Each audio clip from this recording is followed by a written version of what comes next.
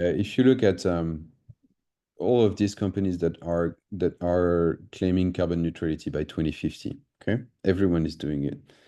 Um, they will need to buy a lot of carbon credits if they do not succeed to offset them on their own terms or instead. Investing right now in the biggest opportunities for you to have carbon insetting is the best bet you have because the cost of carbon credits by the year 2035, 2050 is going to be prohibitive to reduce your entire footprint. Whereas if you do the investment right now, like I said, in your backyard, in your supply chain, making sure that what you can do right now and put the stakes in the ground that are going to take 10, 7 to 12 years to grow into an actual carbon insetter, this is the best bet we have. So Hmm. I the way I was looking at it from other perspective is always try to look at your own supply chain and try to understand how much you could do within your own supply chain to inset this.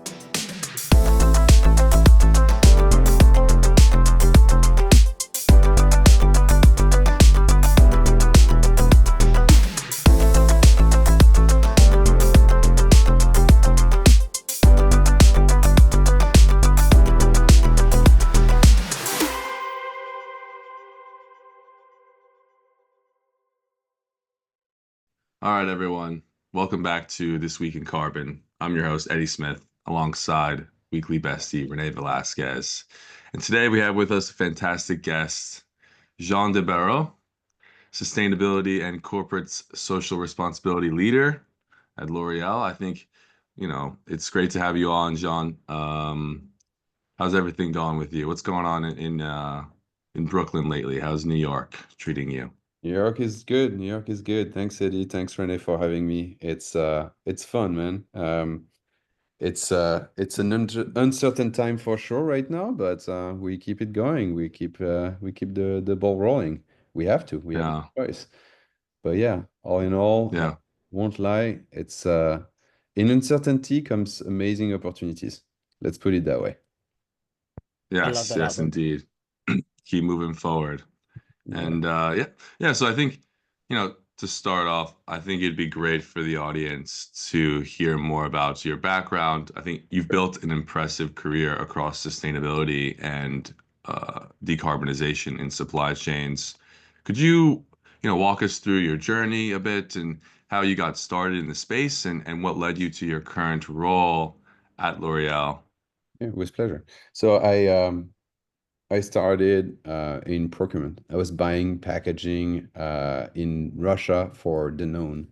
I was there thrown in the wild in 2012 to negotiate with the Russian teams over there, over 50 plants and 35 different suppliers talking in Russian and trying to essentially negotiate contracts over there was a pretty crazy experience. But this is where I started. Had a lot of fun there for 4 years, and I was buying primary packaging for the company.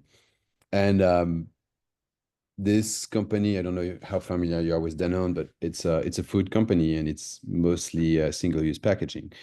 And so pretty quickly, I was realizing, okay, we're tossing a lot of packaging. So how can we do a little bit better in those packagings? So reducing it, making it more environmentally friendly, more recyclable in some instances was kind of the go-to things that I was targeting. And it brought me to be more in sustainability. At that time, sustainability was a keyword in some meetings and a slide somewhere, but never really like a big piece of the puzzle. There was no chief sustainability officers. There was nobody that was really taking care of it. We were just talking about it. We were saying it's important, but we really did not launch anything. So I just drove myself to be part of this kind of sustainability environment. And after the company issued their first carbon footprint back in 2015, I was like, packaging is going to be massive. It was 6%. It was agriculture, the biggest piece of the puzzle on scope 3. Obviously, for a dairy manufacturer, the cows, the agriculture background was a carbon is a carbon emitter, a massive carbon emitter. It was 50+% of the total carbon footprint back in the day. And so I said, this is where I want to be. This is where I need to be to really make a big difference. So imagine that French guy going to Kansas, talking to a multi-generation family farm and telling them that what they've been doing for the past 30 years is not really great for the environment. And there is ways we could do better. Well, the conversation was like very bold, but honestly, we had some really, really good traction. The way we did that is by securing financially the farmers, by making sure that they had a fixed margins of a long-term contract so that we take the money part of the out of the equation. After that, we talked about how to implement things that were regenerative to the soil versus being depletive. And we therefore transitioned from farming that was a carbon emitter to a farming system that was a regenerative farming with soil carbon sequestration that managed essentially to pull carbon from the air, put it back in the soil where it belonged. That was more climate resilient, that was more water resilient. It gave, in some instances, better resilient yields over a long period of time, because one year you might be off, one year you might be amazingly granted with like great yields. But overall, if you manage to flatten that line, it was always the best solution. And what we did was a win-win-win solution. The farmers were winning because they had financial sustainability, financial viability for 5 to 10 years contract. We were getting fixed price for the milk, which was the biggest commodity that we were paying for. And we were investing in carbon markets, in carbon credits that were going in the soil. The carbon was going there, and we had contracts that we were able to essentially own those carbon credits. So that was an amazing opportunity. Then I transitioned to a marketing role where I wanted to essentially talk to the consumers about all the great things we were doing in sustainability. What I did is essentially one yogurt pot under the lid, you could find some, this comes from a sustainability source farm, or we're using ugly fruits versus regular fruits, because at the end of the day, when it's pureed, when it's cut in tiny pieces, no one cares if it's ugly or if it's like a beautiful fruit. But those ugly fruits would have gone in the trash. So these were saving or avoiding unnecessary waste, essentially. And more recently, so that was around 12 years at Danone, all in all, between Russia and the US, and the different roles and functions. And then after that, I moved to L'Oréal around 3 years ago now, where I'm responsible for 17 brands in sustainability. That's around $3 billion of total net sales. And those brands are very diverse and different. When you think about it, you have skincare brands that are extremely advanced, like, for example, Kiehl's, that is really killing it in terms of sustainability and the opportunities out there, or other brands that are needing to essentially move the needle way faster. What we were doing over the past few years was to launch a refill revolution that essentially reduces your packaging intensity, or the total use of packaging that you need for fragrances, for example. Instead of you buying the same fragrance and over and over again, you would be able to refill it, which would reduce your total packaging usage. Other things that we were doing, which was good success, were around the media footprint intensity.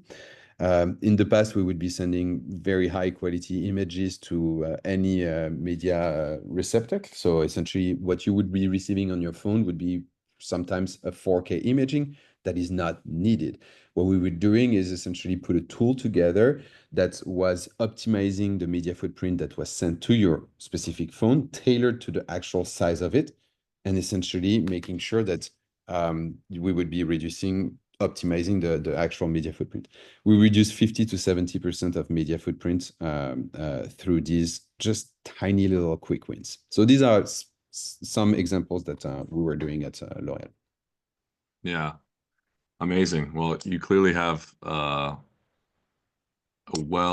extensive background in sustainability, and in particular, leading sustainability initiatives across 17 luxury brands is quite, I would imagine, a difficult challenge, right? So I think a good follow-up question I wanted to ask in regards to this was, what are some of these challenges, or what are the biggest challenges in aligning so many brands under one unified climate strategy? Or net zero 2030, 2050, or do they all have different climate strategies, and it's not all unified under one It's one all of the umbrella? above. It's some of these brands are extremely advanced on their own. I give you the example of Used to the People. I give you the example of Kiehl's. These are brands that are extremely advanced in their sustainability endeavors. Others are extremely advanced globally speaking, so they have much better footprints in their gardens, literally. So, for example, Yves Saint Laurent has gardens in Morocco that they're sourcing a lot of their ingredients from. It's extremely advanced in regenerative practices, the livelihood of the farmers. It's a great place to be if ever you're traveling that direction. Some also Lancôme, for example, is doing amazing with the rose growing that we're doing in the south of France. So things like this are somewhat extremely advanced. Some others need a lot of work.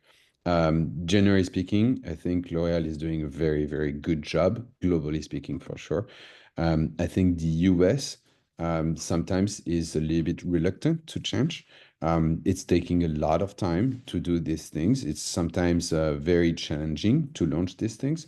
Also, I'm in the luxury industry, and luxury industry is a very peculiar space because you don't want your products needs to be extremely premium, beautiful, amazing.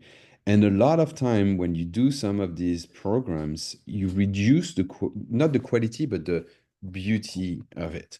And there is no compromise in beauty. It has to be amazing. Sometimes a product that is a refill, for example, for a fragrance bottle, if you go online and look up for refill fragrances, they're not as what they call it sexy in the business. It's not as sexy, it's not as beautiful. It is an additional workload for the actual consumers, and some people are very reluctant to change on these sites. So what we need to do is go to those consumers and really tell them what is important for them, making sure that they understand that there is a saving tied to it for them, so they can save 20 to 30% in some instances of the actual purchase item.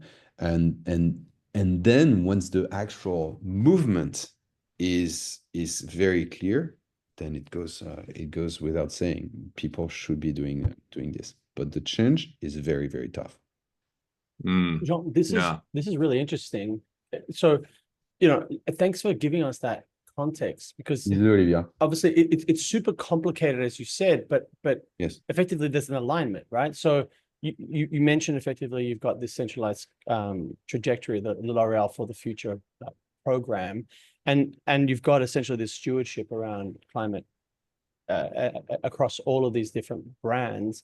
Can you break it down for us specifically, with regards to the difficulty of achieving targets? I think if I recall, you guys had an emission reduction target of, is it 50% of the 50% by finished product by 2030. 2030? Yeah, Correct. compared to sort of, I can't remember what was your baseline Compared to year, but 2019.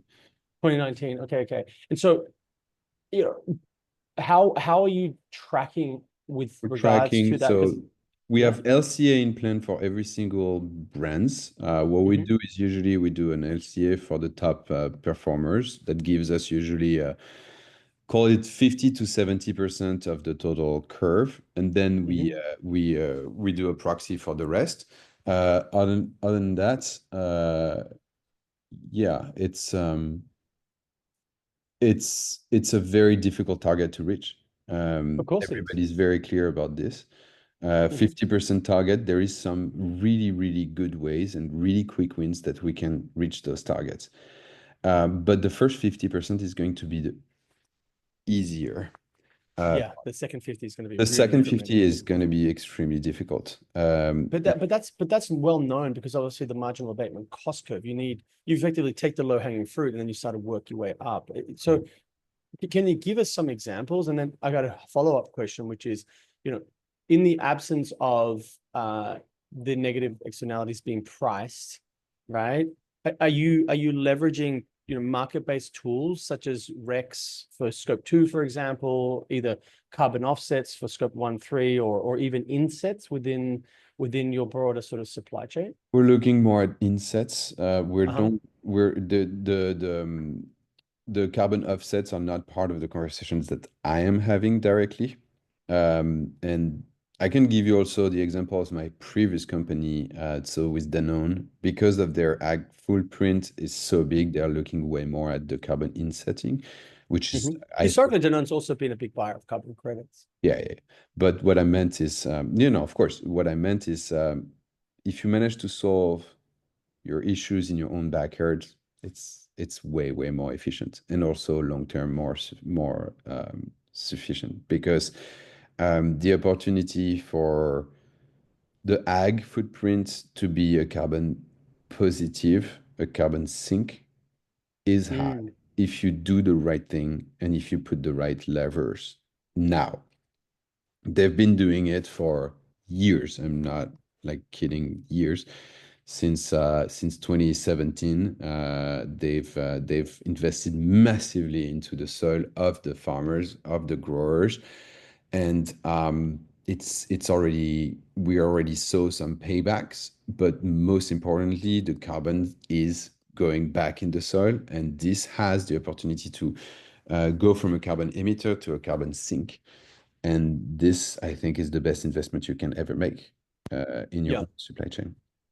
So can you give me some examples of the type of insetting activities? Because I do agree. I think there's huge opportunity, and a lot of companies are turning inwards to help to effectively streamline and find those efficiencies within their supply chains. It also helps them to reinforce the relationships with those suppliers, right? 100%.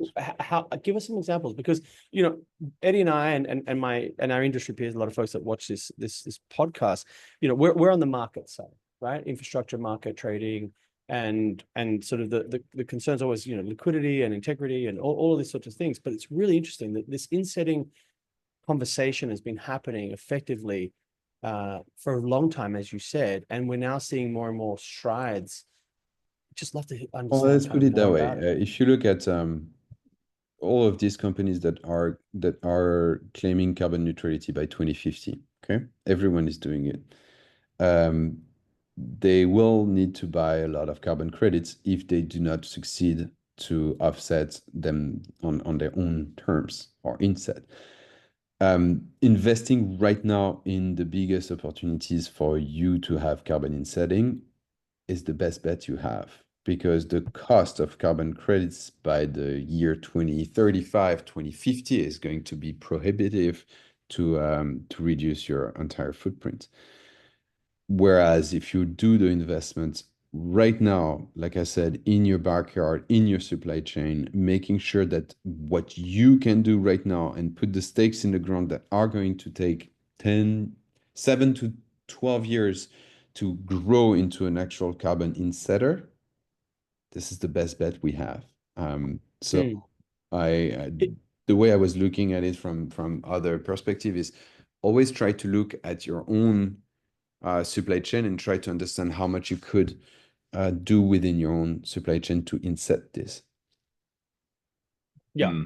So like, and I had a look a while ago. So excuse me if I can't remember it exactly, but I remember, there's quite a lot of complementarity and I guess overlap with project types that can actually be included within your insetting supply chain. So, I think you guys had some cook stoves that you distributed. I can't remember where in Africa that might have been, and maybe even some agroforestry type of projects. That's a separate project. It's called the Livelihood Fund, and it's a separate fund that was unlocked to provide help in communities in some instances, and some also was planting mangroves, for example, in Africa. But the clean cook stove was very very interesting project that was led to only be nice, not nice, but good for the communities that were providing or even buying our products. Yeah, interesting. Great. And I assume that a lot of those project activities also follow sort of third-party certification processes that it's familiar for folks in the carbon world. So essentially, Correct. it's if it sits in within your supply chain, it's an inset. And if it's outside, it's an offset. Correct. Yeah, great. I'm not familiar exactly on the actual accounting of carbon per se, because I've not been in this conversation for quite some time. But yes, definitely it would be a separate accounting. Yeah, I think accounting challenges, like you said, have slowed the spread of the idea, and which has been explored by several industry groups over the last few years. And now it's particularly, I think, very relevant to corporates' decarbonization and sustainability teams now. I mean, I was just in San Francisco Climate Week 2 weeks ago, and this is one of the number one topics. It's all about scope 3. It's all about managing emissions within their supply chains and working with their suppliers. I was talking to someone at a corporate that they actually purchase offsets for their suppliers in, like, let's say year 1, and then in year 2 they make an agreement where the supplier has to go 50-50, and then the next year they'll go 70-30 until they get to a point where they're fully like offsetting their residual emissions. But yeah, it seems that like the SBTI and VCMI has obviously put forth initiatives for scope 3 decarbonization, and the insetting market does correlate highly to every sector, especially ag and maritime shipping, aviation, for purchasing low carbon fuels, etc. That's a very good example. Yes, you're right. Coming back to Eddie, to your point earlier, and I had my procurement hat just ringing bells right there, because you were saying this supplier that was that agreed to essentially share the cost of carbon reduction. One of the things that I've seen in my procurement background is the fact that you will always pay for something that you're asking your suppliers to do. So maybe you're sharing the costs, maybe at the beginning, and maybe they take it, but it's gonna come back to your in your own cost ultimately. And that's one of the things where you need to have extremely good relationship with your suppliers in order for you to be able to do these programs at scale. But you also need to have it's called real partnership, very long-term partnership. It cannot be a transactional partner like relationship that with a lot of companies have and still have been for a long time and still have. It doesn't work that way. The only way to make it work is long-term partnership. And I really emphasize on the word partnership because everybody says, oh yeah, I'm partnering with so many people. No, you're not. You're just doing long-term commitments with 3% savings year on year because that's your target. It's not a real like actual partnership where you commit on shared agendas that make sense. I've seen those real ones only a few times, and when they're real, you can see the real advantages of doing long-term cooperations with those suppliers. It could be a farmer, it could be a packaging suppliers. I have many examples of this. But once you unlock this potential, you really go in depth of the true meaning of what's important for them, what's important for you. You define and correlate the actual KPIs for the coming 5 to 10 years instead of just saying next year I need you to give me a 3% savings because that's what my job description requires. It's so important. And I think the procurement role in companies, because everybody buys a packaging, ingredients, and so on and so forth. is critical in developing long-term carbon and inception. Yeah. Couldn't agree more. Yeah, definitely. And I think it's a very interesting perspective coming from the consumer goods industry, because typically, all of the, I would say, climate policies and compliance mechanisms that are put in place globally tend to fall on, well, the energy, metals minings companies, very hard to abate industries, right? And I think one of the cool things is that the carbon markets and climate finance do correlate to every single industry, such as consumer goods, and I don't think it gets much attention from political leaders and other leaders in and around the industry. And I think a couple of years ago, the clean beauty movement was starting to gain a lot of momentum, right? So consumers are much more savvy today. They're able to research and discover, the provenance of products in an array of industries, and they're demanding products that are not only effective but environmentally friendly and free from harmful chemicals, right? And that shift has to make these brands plan for the long term, right? I mean, these are long-term trends, and like you said, that for insetting, they have to be long-term partnerships, and it correlates, right? Because let's say the industry is being driven towards the use of bio-based, oleochemicals derived from renewable plants and bacterium sources, as well as like waterless skincare formulas that conserve water and reduce production costs. What's the balance between innovating quickly and maintaining brand consistency? It's Because a I think very interesting question. It's super interesting, and you're like exactly on brand, pun intended. literally and figuratively. Um, I have a very interesting example to give you for the waterless product.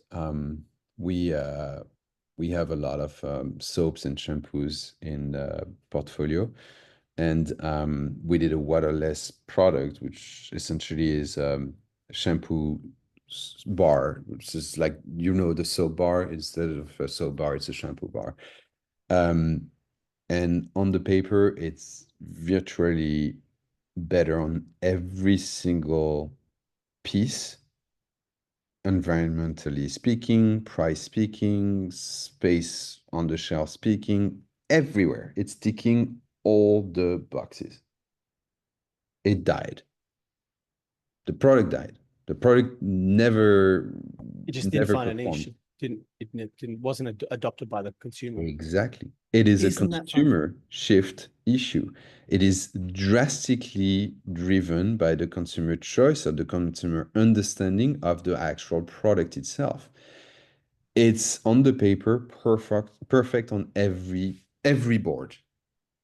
But then it just was never adopted because the consumer never understood it, never thought it was performing as well. Yeah, Performance. but it's also probably the user experience shifting from a liquid, soap effectively for your hair in the form of a shampoo to a bar. It's just a different use case. Exactly. It's fascinating to see that. Yeah. So yeah. Yeah. It's fascinating. Another example I have for you is I'd love to hear more examples, but I want to also ask you a question later on. go ahead. No. I want to hear another example, but then I've got a question. No, it's another example that I think L'Oréal is doing that is brilliant. If you look at the entire, well, first of all, let me ask you a question. Do you know what is the biggest scope 3 emission for L'Oréal worldwide? I'm not assuming Yeah. you know the answer. I'm just asking you generally, do you know it, or even do you want to guess it? I'll take a guess. You go You want first. to take, purchased products and services, or maybe Tiny. that's tiny. Is it No, but Eddie, business? Is it Is it upstream What? transportation or something like that? No, also it's actually fairly small, even though there is some air freight to it, but we're transforming Business everything. travel? It is product rinse off. You would have never guessed Product it. rinse off. No way, we So never would have guessed. we take in consideration in a Scope 3 emission product rinse off because we are responsible for it. You use shampoo on your hair at home, you need to rinse that shampoo off. The heating element in your shower is part of our Mm. Scope 3 emission. This is the biggest thing. We're not going to go to every single people's home and say like, hey, you need to take cold showers now. No. What we're It'd be an doing interesting here, marketing campaign, I'm not gonna lie. it's a very interesting marketing campaign for sure, but I'm not sure it's going to win. No. But what the company has been doing, L'Oréal, and it's extremely smart. They've been doing this for the hair salons. So in the hair salons, they've worked on replacing the actual shower heads where you do your rinsing your hair with something extremely advanced that is reducing by 50% the water consumption, but still has the same rinse not mechanism, but opportunity. So essentially, it's rinsing as fast your hair, but it's saving almost 50% water. This is a great innovation. This is something that is it's it's it's easy, it's efficient, it saves money, it saves a lot of water, obviously, and a lot of heated water. So it's on the paper a really, really good example. And that could have a potential to really reduce a ton our entire footprint. Mm. It's fascinating. That's such out of the box sort of thinking. It is really interesting to see those real world opportunities. So thank you for sharing that, Jean. I really appreciate that. Can I ask another question though? Sort of coming back to something you said earlier, right? You said the first 50% of the reductions that you're on target to achieve, right? And you said it by 2030 target. You said the next 50 is going to be difficult. And then you also said something earlier around, the cost of carbon credits in the 2030s, 2040s, and 50s will be significantly greater.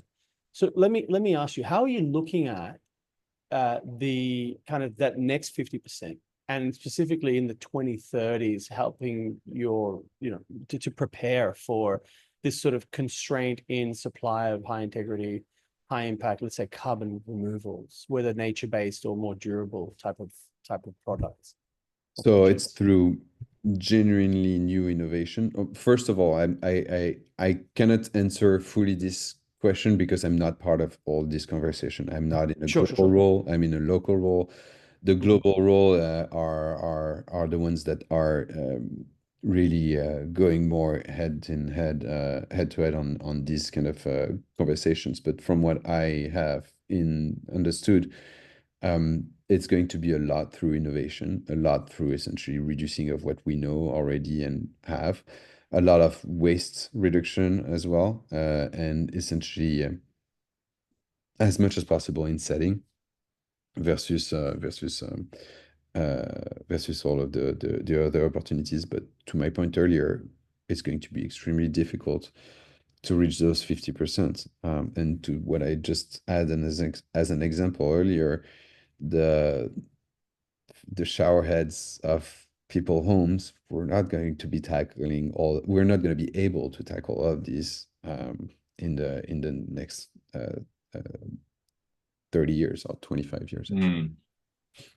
Yeah. And on that, I kind of want to shift gears here to a more relevant story, which is correlated. But yeah, just announced last week. It looks like I saw that L'Oreal announced it is launching a new sustainable innovation accelerator endowed with 100 million euros over the next 5 years. And this accelerator will help address the solution gap and help steer catalytic adoption of breakthrough technologies. We look, and it says that they look forward to partnering with startups and SMEs on low carbon solutions, alternative ingredients and packaging materials, low impact processes, and resilience and adaptation efforts.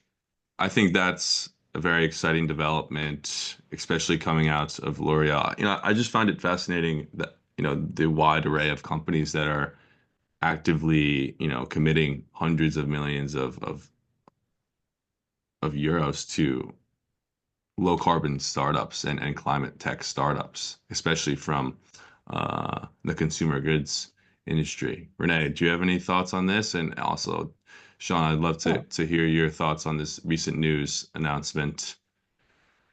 Well, my initial thought is, I can think of lots of other initiatives where other corporates are leading in that way. I just had some conversations just at a dinner just now. I obviously can't disclose names, but around, how companies can invest in the future, and in particular when they're sincere and considering how they can decarbonize it over the long term, how they can deploy capital that actually can deliver the greatest impact and bang for their buck, right? So it could be as far as, getting more involved upstream, if they're buyers of environmental attribute certificates like RECs or carbon credits, how they can either provide equity or debt financing to a lot of these, certainly in the case of power, not that just being the passive on the PPAs. It could be funds that are like this innovation fund. It could be a lot of other ways. It's just essentially leveraging their balance sheet and allocating that capital today to initiatives that will help them to drive down their overall emissions intensity and ultimately costs over the long term. So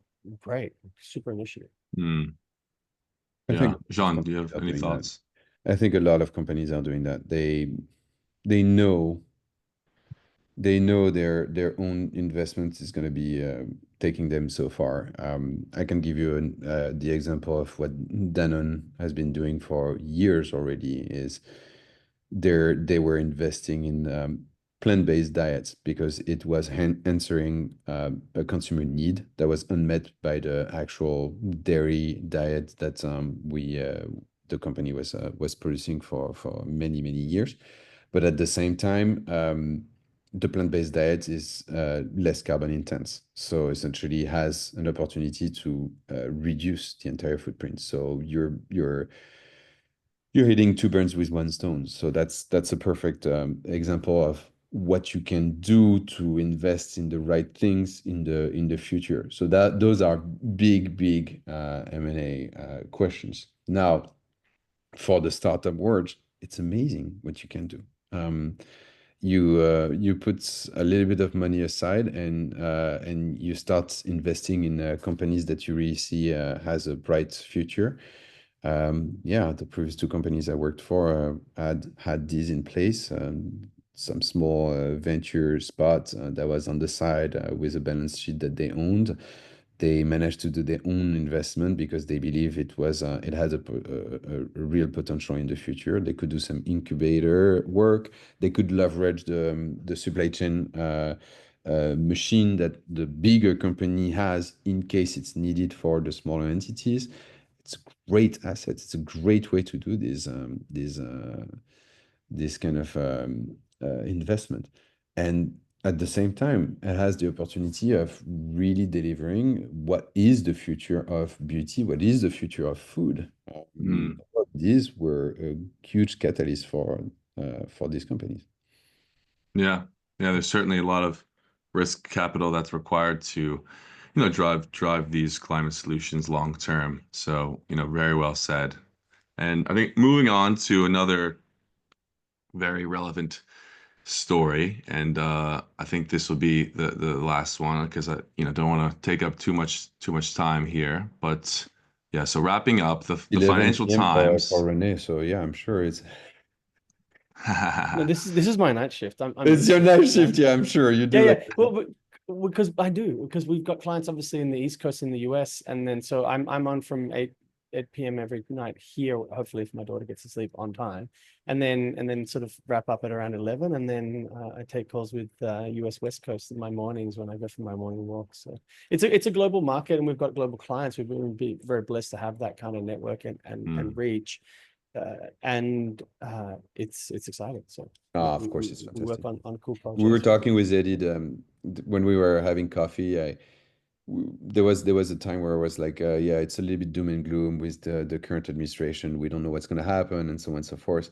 But at the same time, I was like, there is a huge opportunity right now. It's absolutely it's a huge There's so much, opportunity for there's you. so much really interesting work that's happening. I can give you some perspective because Eddie, you mentioned you were at San Francisco Climate Week. Was it last week or the week before? So I've just spent this entire week at an event called Ecosperity. Right. And essentially Temasek, which is the sovereign wealth fund of Singapore, it's essentially created this Ecosperity week. There are sub events throughout it. I attended Gen Zero, which is essentially one of the largest sort of deployers of capital, also Temasek backed company in the carbon space. They're investing at the project level and in the infrastructure, et cetera. And the amount of people that came from all corners of the world, right? And the energy and the positivity that was resonant here at this event.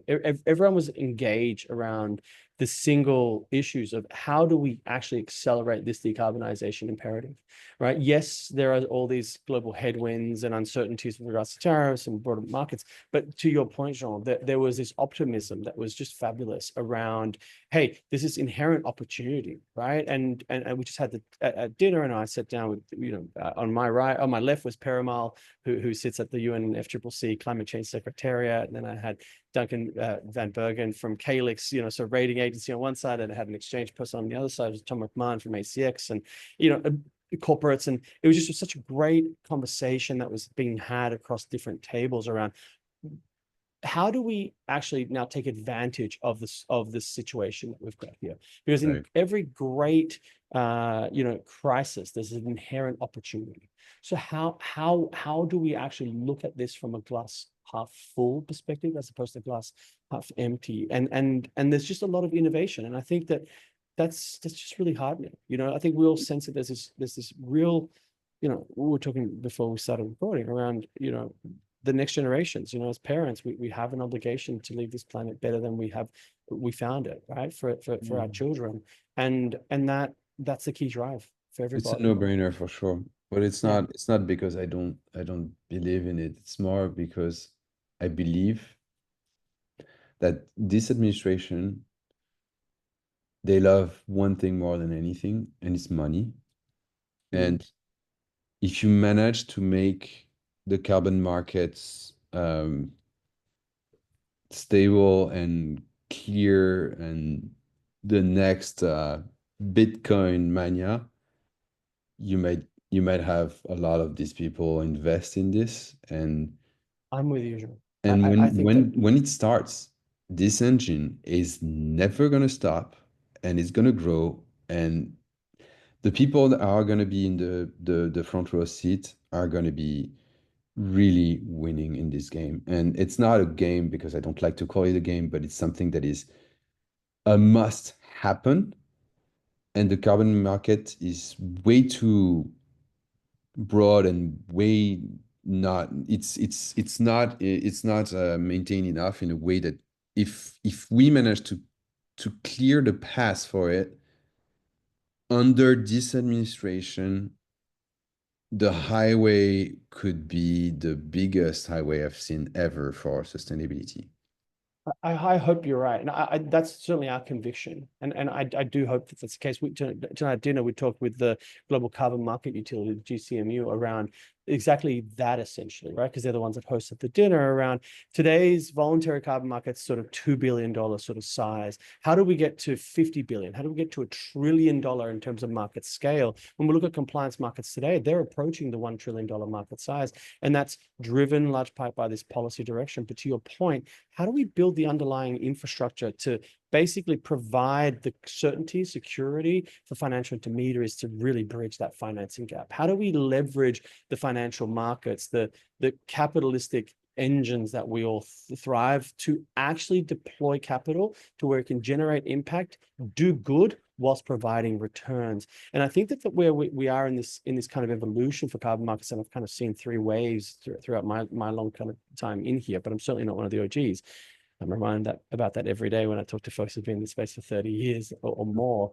But it is the origins of the carbon markets, and you look at like a gold standard, for example, right? They were founded by like 19 NGOs. And so there's this very climate warrior kind of NGO-centric view of the market that has had to now adapt to a more realistic and capitalistic model, right, of how do we engage with the financial markets? How do we actually speak their language? How can we help to de-risk project financing from a transactional credit and pricing perspective? How do we reduce either counterparty or delivery risk? Exchanges can provide that. How do we solve for sovereign risk with regards to corresponding adjustments? All of this is viewed now through a risk lens. And when that's happening, and as we get more and more involvement around the legal title of carbon credits, how that is effectively instituted around dispute resolution, all these sort of things that are happening, the accounting frameworks around liabilities of emissions being essentially liabilities on balance sheets, and then the carbon credits sitting as a balance sheet, balance credit effectively component. These are the boring parts of an evolution of a market that actually help to legitimize it from financials, in financial speak, and then actually engages Treasury to start to really to look at it. And I think that's the bit that we're about to embark upon. To your point, if we get it right, then there's a huge potential for markets and do good whilst making returns. That's the model, and being unapologetic about that. I think that could be really great. 100%. Yeah. No, so that's Yeah. cool.